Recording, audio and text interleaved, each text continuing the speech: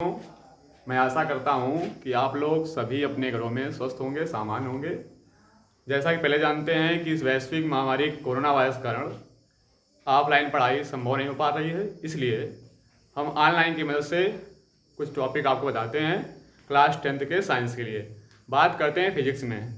तो सबसे पहले बात करते हैं सिलेबस की। तो फिजिक्स का सिलेबस है वो 2 पार्टों में डिवाइड किया गया है। जो पहला पार्ट आपका है वो लाइट अर्थात प्रकाश, और जो दूसरा पार्ट है वो आपका है इलेक्ट्रिक। इस इलेक्ट्रिसिटी को 2 पार्ट में जोड़ा गया है, एक तो इलेक्ट्रोस्टैटिक और इसी के साथ में मैग्नेटिज्म।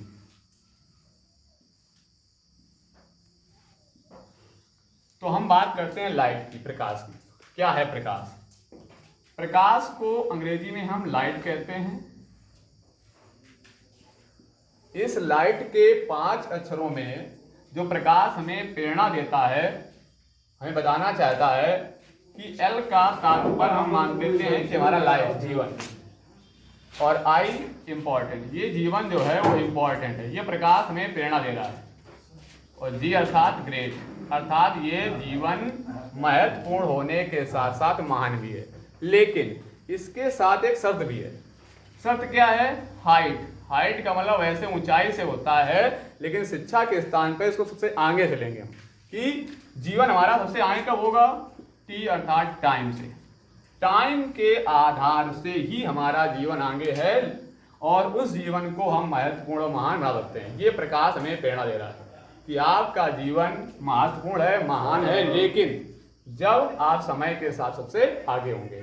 समय से साथ आगे होने मतलब क्या है? अगर पढ़ाई का समय है तो आप पढ़ने में सबसे अच्छे होंगे, तभी लोग कहेंगे कि हाँ ये विद्यार्थी बहुत अच्छा है, महान है। खेलने का टाइम होता है तो लोग खेलने जब आगे होते हैं, एग्जाम्पल हो सचिन तेंदुलकर, बहुत अच्छा खिलाड़ी है। क्यों लोग कहते हैं उसको अच्छा? क्योंकि वो खेल में सबसे आगे था, उसका जीवन महत्वपूर्ण है, महान है। ये प्रकाश हमें एक प्रेरणा देता है। अब इस प्रकाश में कौन कौन सी घटनाएं हैं, इस घटनाओं को देख करके जो हम अध्ययन करेंगे, उससे जो ज्ञान प्राप्त होगा, उस ज्ञान को हम यहाँ पर प्रकाशिकी नाम देते हैं। प्रकाशिकी अर्थात ऑप्टिक्स।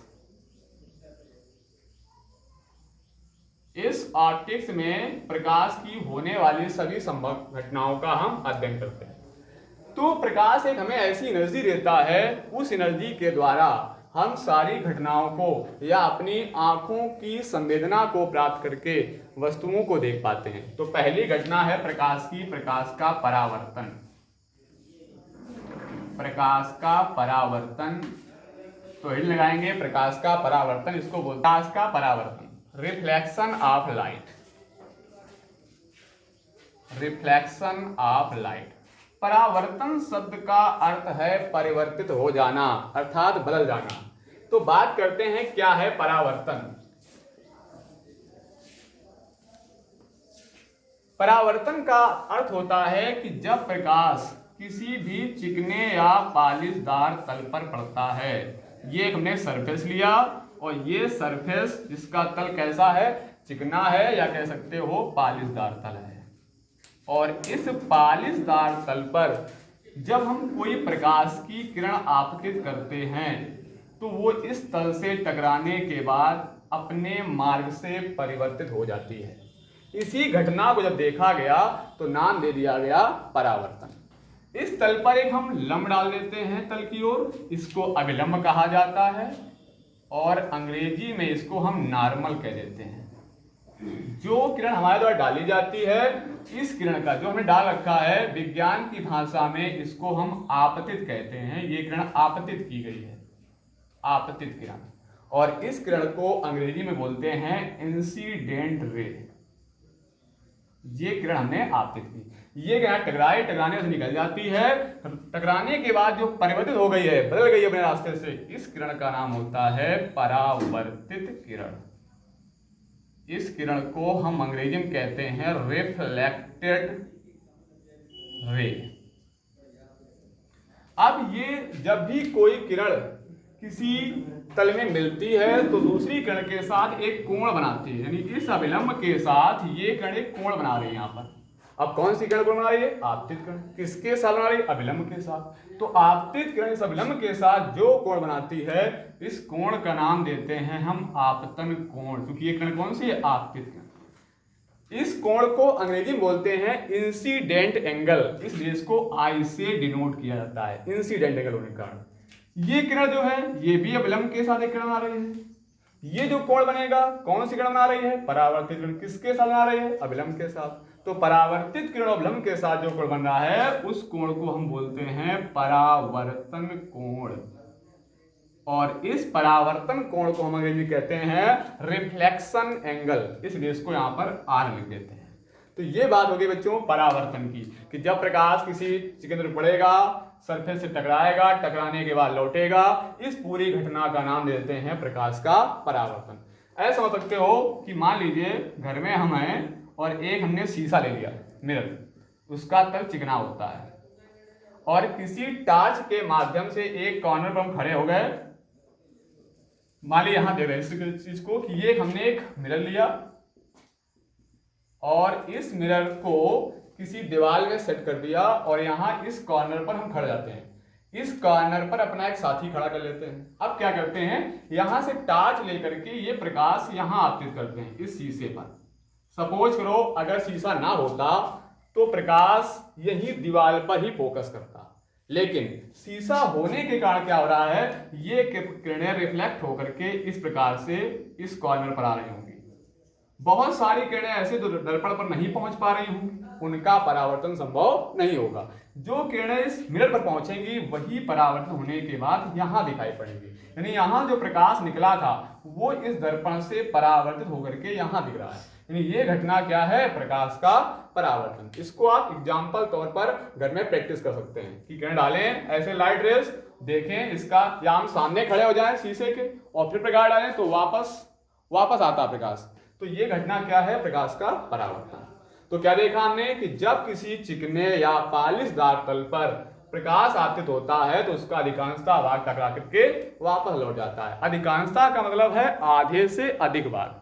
कुछ भाग उस तल द्वारा अवशोषित कर लिया जाता है, बाकी शेष भाग परावर्तित होकर के लौट जाता है। इस घटना को हम प्रकाश का परावर्तन कहते हैं। परिभाषा बन गई कि जब प्रकाश किसी चिकने या पालिशदार तल पर आपतित होता है तो उसका अधिकांशतः भाग टकराकर वापस लौट जाता है। इस घटना को परावर्तन कहते हैं।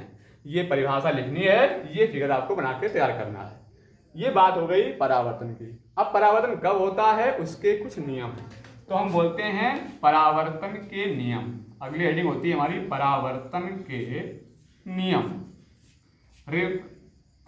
Law of reflection. यहां हम नियम को लॉ लिख देते हैं क्योंकि कुछ नियम ऐसे होते हैं जो चेंज नहीं होते हैं, तो लिख देते हैं लॉ ऑफ रिफ्लेक्शन। तो यहां पर बच्चों परावर्तन के दो नियम होते हैं, इन दोनों नियमों के द्वारा ही परावर्तन संभव होता है। तो पहले नियम की बात की जाए तो देखिए, जो किरण हमने आपतित की थी, यानी आपतित किरण, यहां से जो किरण टकरा कर जा रही है परावर्तित किरण, और ये आपका विलंब, ये तीनों किरणें इस पॉइंट पर मिल रही हैं। इस पॉइंट को कहा जाता है आपतन बिंदु। क्या बोलते हैं?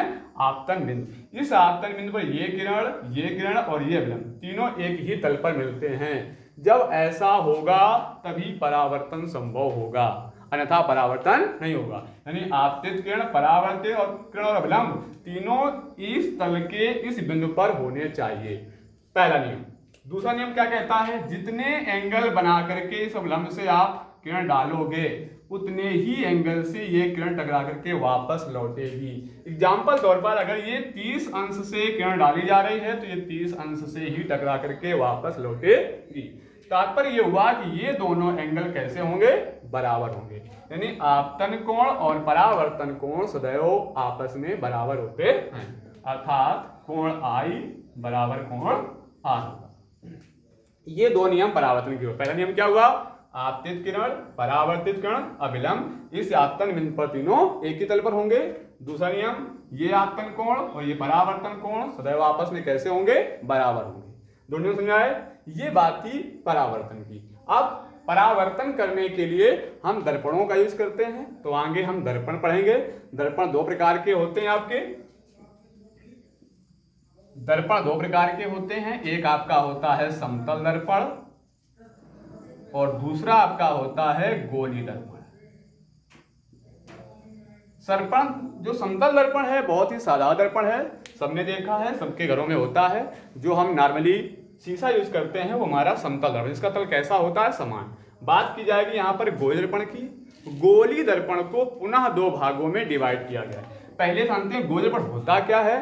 तो गोली दर्पण एक कांच का खोखला गोला होता है और इस गोले में क्या किया जाता है, कोई भी दर्पण हो, चाहे वो समतल दर्पण हो चाहे गोली दर्पण हो, जब दर्पण बनाया जाता है तो उसके दो कांच में सरफेस होते हैं, एक ये सिरा होता है, एक पीछे वाला। अब एक सरफेस को प्लेन रखा जाता है और दूसरे वाले सरफेस पर कलई पारे की या उस पर पेंट कर दिया जाता है। अगर आप ऐसा नहीं करते हो तो फिर वो पारदर्शी हो जाएगा, पारदर्शी होने के कारण प्रतिबिंब नहीं बना पाएगा। तो दर्पण बनाने के लिए एक सरफेस को पारे की कलई या लाल पेंट ऑक्साइड से उसको लेप कर दिया जाता है और एक तल को प्लेन रखा जाता है ताकि एक तल से क्या हो जाए, परावर्तन संभव हो सके। तो जब गोली दर्पण बनाया जाता है तो एक पृष्ठ पर उस पर पारे की कलई की जाती है अथवा लाल पेंट ऑक्साइड का लेप चढ़ाया जाता है और दूसरा जो तल होता है उसको प्लेन रखा जाता है परावर्तक, ताकि इससे परावर्तन हो जाए। अब इस गोली दर्पण को दो भागों में डिवाइड किया गया। तो पहला भाग उत्तल दर्पण था और दूसरा दर्पण आपका अवतल दर्पण था। इसको अंग्रेजी में प्लेन मिरर कहते हैं, इसको स्फेरिकल मिरर कहते हैं और ये जो उत्तल दर्पण है इसको हम कॉन्वेक्स मिरर कहते हैं और इस वाले को हम कॉनकेव मिरर कहते हैं। तो अब बात करते हैं हम उत्तल दर्पण की। उत्तल दर्पण कैसा होता है, तो दर्पण के जो दो भाग थे उत्तल और अवतल, उनमें से जो पहले भाग की हम बात कर रहे हैं उत्तल दर्पण की। उत्तल दर्पण अर्थात कॉन्वेक्स मिरर। तो कॉन्वेक्स मिरर गोली दर्पण, गोली भाग होना चाहिए कुछ ऐसा। अब इसके दो सरफेस हैं, एक ये सरफेस है, एक ये सरफेस है। अब एक सरफेस को आपको पारे की कलई या लाल पेंटाक्साइड के लिए चढ़ा देना है और एक सरफेस को प्लेन रखा है। तो जो इसका उभरा हुआ भाग होता है उसका नाम ही स्पष्ट होगा उत्तल, जिसका तल उठा हुआ हो, उभरा हुआ हो, वो आपको प्लेन रखना है। यानी इस दर्पण के इस धसे हुए वाले तल पर आपको पेंट कर देनी है, यानी ये सिरा आप पेंट करके रखोगे और इस वाला जो इधर वाला तल है ये प्लेन रखना है। तो इससे क्या होगा, परावर्तन, चूंकि चिकना होगा, किरणें आएंगी टकरा के लौटेंगी, तो इस तल को हम कह देते हैं परावर्तक तल और इस वाले तल को हम बोल देते हैं पेंट किया हुआ या पेंट ऑक्साइड चढ़ा हुआ तल। तो ऐसा दर्पण जिसका उभरा हुआ तल कैसा है, परावर्तक तल। तो दूसरा ऑटोमेटिक जान जाएंगे इसका कैसा भाग होगा, ये पेंट किया हुआ होगा। अब बात करते हैं दूसरे दर्पण की, अवतल दर्पण की, जिसको हम बोलते हैं कॉनकेव मिरर। इसमें क्या होगा, जस्ट इसका अपोजिट, यानी इसमें हमने उभरा हुआ तल रखा बड़ा तल, अपनी धसा हुआ, आपकी बात यानी अवतल जिसका तल कैसा हुआ हो, धसा हुआ हो, यानी कुछ ये देखिए ऐसे, ये वाला ये जो तल है ये कैसा है, धसा हुआ है, इसका ये उभरा हुआ था, इसको प्लेन रखा था, अब की बार इसको प्लेन रखेंगे। तो इधर क्या करना पड़ेगा, इधर हमको पेंट या पारे की कलाई करनी होगी। इधर आपने पेंट कर दी तो ये तल कैसा प्लेन रहा, तो इससे क्या होगा, परावर्तन हो जाएगा, तो ये तल परावर्तक तल।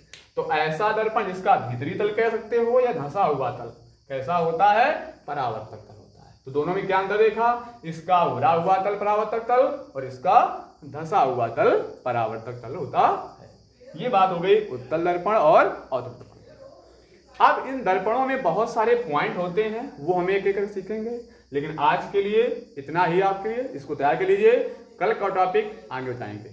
सबको तैयार करना इसको है लिख करके, कोई प्रॉब्लम होती है तो कमेंट में करें, दोबारा इसको रिवाइज किया जाएगा।